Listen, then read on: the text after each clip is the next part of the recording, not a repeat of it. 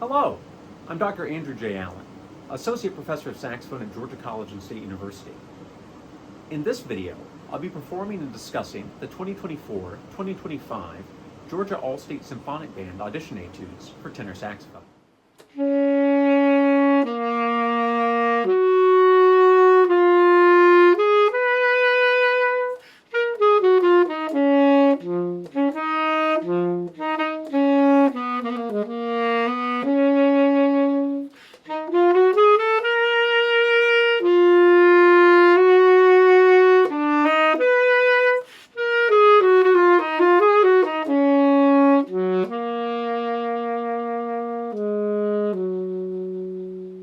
That was the lyrical etude.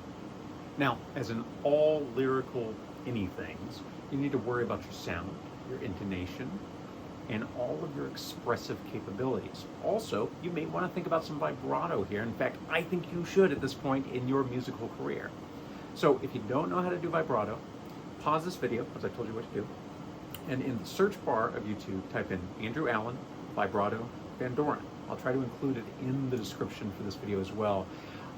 My friends at Van Doren put out a video where I talk in depth about how to produce saxophone vibrato, something that I think is vital, especially in a context like this lyrical etude. Now, a few things you need to think about. First of all, you open with a major arpeggio. We're playing 5, 3, 1 in our A flat major triad. So what you should do, because that E flat can be a little stuffy, to warm and open that up, put a concert F sharp drone on and play that first bar. Think about the intonation through those pitches and then play that way throughout the piece with that same openness. Measure 3, a little something to think about. Those falling pitches that you encounter both in measure 3 and then in measure 7. If you try to slur those, especially if you try to make them happen by dropping your corners, it's not going to sound great. So what I do and what I would advise you to do is actually use a very light tongue there. It's a slur that doesn't always mean no tongue, it just means we want it to be a smooth transition. So if you can aid the smooth transition with a very light do tongue, just place the tongue just as if you're saying the word do, then that's going to be very helpful, and it's something that I would do and I did in that recording. In measure 4, you have a turn on the C in beat 1. So what you're going to do there, you're going to start on the C, go up to a D flat, back down to the C, down to a B flat, I'd use the side B flat, and then back to the C. Now you want to have all that done by the end of 1, if we're thinking big beat. Or if you're thinking 8th note, by the time you get to the 2nd 8th note, you want to be back on C to stay. You want to establish that pitch before you move on to the D flat. The end of measure 4, I would definitely use my side B flat. It's going to ease that transition to the B natural. Throughout, make sure that you're maximizing the few dynamic opportunities that you have. Really think about your phrasing throughout. It's a nice little simple seemingly etude, but there isn't a lot of room to hide here. Now, listen while I play the technical etude.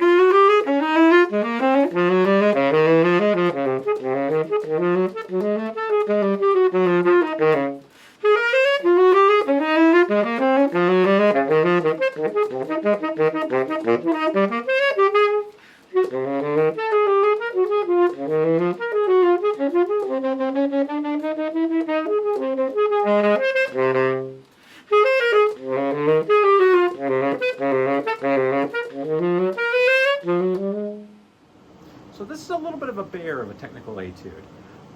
The first thing I would tell you is, first of all, never sacrifice tone. Always make sure that tone and warmth of sound are forefront in your mind.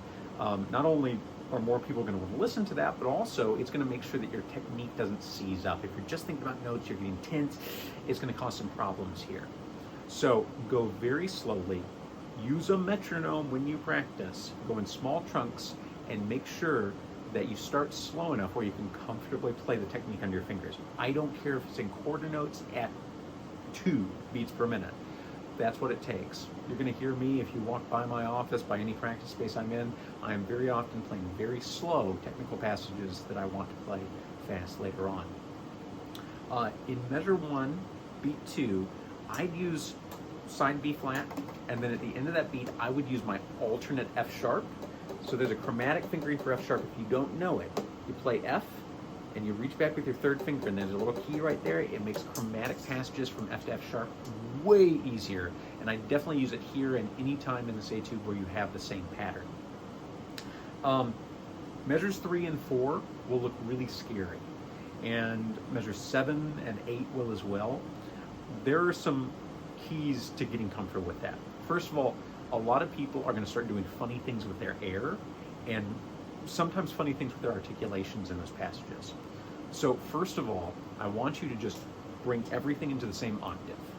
It's really not that hard of a technical passage if you think of it that way. So in bars 3 and 4, knock the B flat down into the staff, knock the C flat down into the staff, etc. And I want you to play it slowly as if everything's in the same octave. You're going to find that, hey, my fingers don't have to go that far. And guess what? When you play it as written on the page, all you're adding to that is just the octave key. So make sure the air keeps flowing and that you're practicing this in simplified terms before you try to do the real thing. It'll make your life easier. I promise. This is one of those you want to get in the mirror and see how much your thumb's moving for the octave, see how much your fingers are moving. Psychologically, you're going to want to move way more than you actually need to here. So self-awareness and practicing in the mirror is going to be your best friend on this. Just keep your air charged and, again, practice with your metronome as you go. Thank you so much for watching this video. If you have any questions or you'd like a free lesson with me, just reach out at the contact information at the end of this video. Happy practicing, and best of luck as you improve as a saxophonist and as a musician.